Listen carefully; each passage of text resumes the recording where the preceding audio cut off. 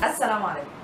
Through our life, we experience many different situations in which we feel the need to compare ourselves to others. And while you think about it, you find that this is a habit that our parents taught us directly or indirectly while growing up. For example, Mom, yes, dear.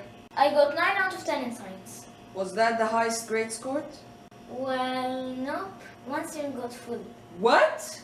Why? Is that kid smarter than you? No, but most of the kids failed in the exam. At least I didn't. Seriously? Look, kid, here onwards, never compare yourself to failures once again. Compare yourself only to number one.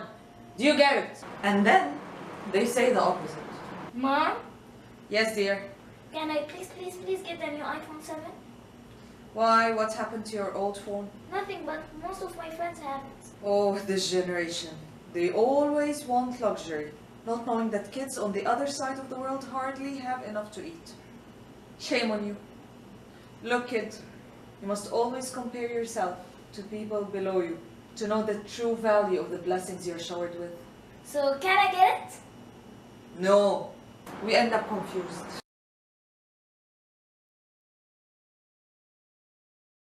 We usually compare ourselves to others in one of the two ways. Either to someone above us, and in this case we usually end up feeling bad about ourselves and insecure.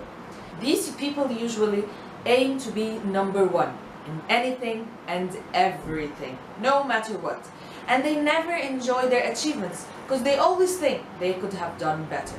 They usually grow until they explode out of pressure. Wow, she is so beautiful. Face is so symmetrical. Wow, that's perfect, mashallah. Oh, a'udhu billah, a'udhu billah. Or we compare ourselves to someone below us, and usually in this case, we might end up feeling superior over others and maybe a bit arrogant. Usually these people never grow because they think they were born to be the best. They're just perfect, or at least that's what they think. Ew, what is this? What kind of eyeshadow is this? Look at her nose. Yike, yike, yike. Have she ever heard of something called shower? Yike. Oh, mashallah, mashallah. God save the beauty. In the lab, and in order for us to make a fair comparison between any two things, let's say the amount of starch produced by two plants of two different species, we must stabilize certain variables, like for example CO2, light intensity, pH, humidity, etc.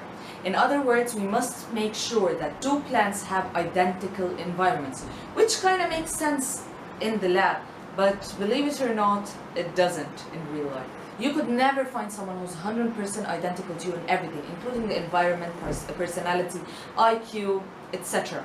And therefore, obtaining a fair comparison between you and any individual on this earth could be very difficult, if not impossible.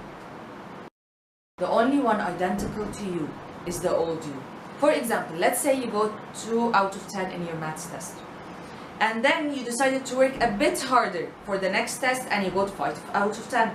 This time, instead of comparing yourself to the bookworm of the class and feel bad about yourself that even after working harder you still didn't achieve the highest score, or comparing yourself to the losers of the class and be like, at least I didn't fail, and then you will never improve, you must compare your present grade to your past grade and then aim for your next higher step. In this way, you could reward yourself for the small improvements you have achieved, and at the same time, you could aim for the next higher logical step.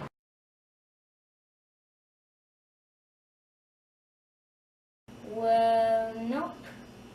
One student got the full. What?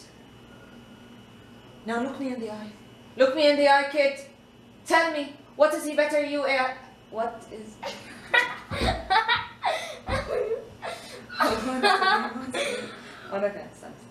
Is he better than you? Okay. انت هتصلح لي. Nope. One student got full. What? Now tell me, why is that kid better than you?